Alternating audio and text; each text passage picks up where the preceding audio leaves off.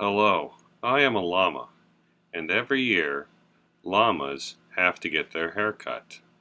They go from being fuzzy to not very fuzzy at all. And this year, when they cut my hair, oh, I was so mad. I was so mad about that haircut. You really were. I kind of like my haircut. You know, you don't always have to have your hair cut the same way. But a mohawk? Really? I think once you get used to it, you'll enjoy it. I don't know. Let's take a look, and you can decide for yourself. I think I look pretty good. I think you do too, but I don't know about me. Anyway.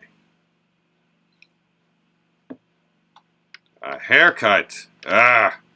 I'm so mad. Well, there's Mama Llama, and she looks pretty good with that mohawk, I think, really. And I can see you, Shell, way back there in the background. But I'm not getting on camera, not with this haircut. Ah, I'm so mad.